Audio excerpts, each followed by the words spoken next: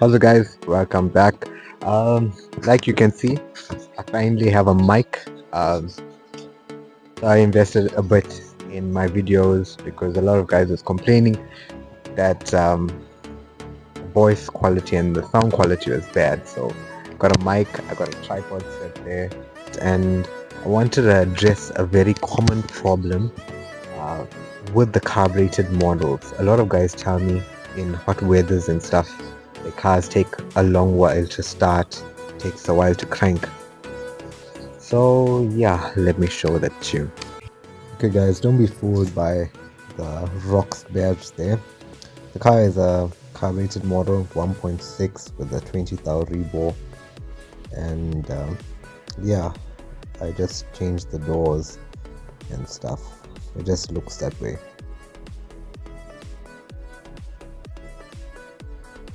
Yeah, so the car is the last of the old spec. It's a 2003 model. It's the model that just came out before the new spec dash. So like you can see, I changed the seats and the door pads and stuff. I kept the old spec dash because I prefer that. It's the rough skin dash, but it's shining a bit here because we got some polish on it, and I don't do much mods on this vehicle because I'm using it like 5 days a week to work and it can't be parked off much. So yeah, that's an introduction to this vehicle. I don't usually put it much on the channel, but this is the daily car that I'm using all the time.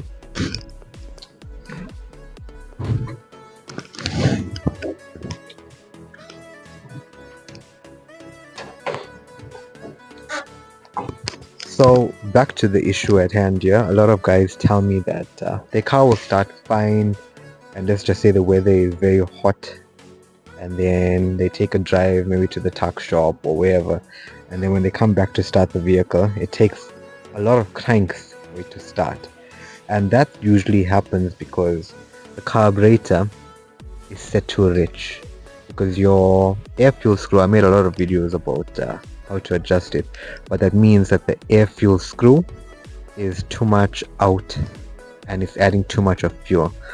So yeah, that's why you would have that issue. And another thing is your fuel reservoir separator here. This is here to regulate the fuel, right? And it's here to prevent airlocks in the fuel lines.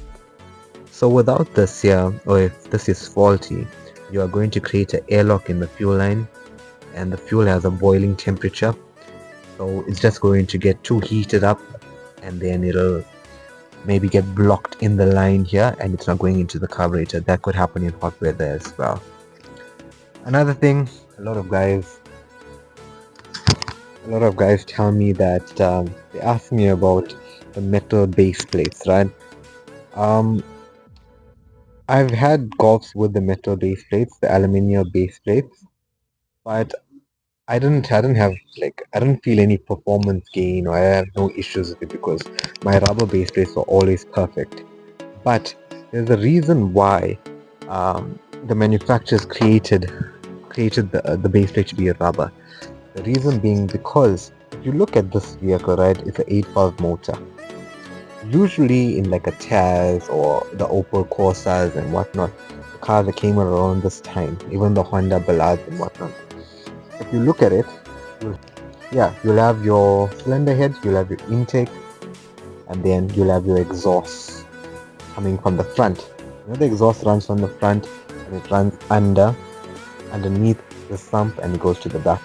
The reason why the manufacturers did that is because the exhaust produces a lot of heat, and the heat cannot be close to the intake because that means you are going to be making the intake reach its boiling point. So what they decided to do, they decided to put the intake and the exhaust in the back. So you have your intake and then you have your exhaust. Okay guys, I don't know why I think I had an issue with the mic. This was the first time that I tried to use it, but anyway. So when the exhaust is underneath the intake on your 8-valve motor, it produces a lot of heat. I know that the intake has a cooling system where it has a pipe where water circulates and stuff, but it still runs super hot. So now the reason why they got the rubber base plate, because rubber is not a conductor of heat, and in that way you don't overheat the carburetor, causing the fuel to boil up, and then you'll have vapor locks. But so far I've used the aluminium base plates on a couple of the Golfs that I've owned, and I've never had an issue like that. But I just wanted to explain to you that's the reason why they use rubber.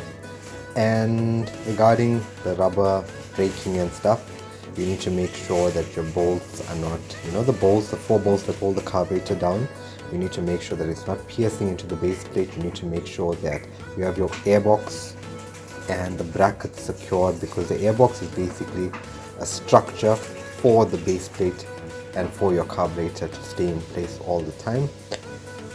So yeah guys, hope you found that helpful, and yeah, please subscribe and like for more VW content.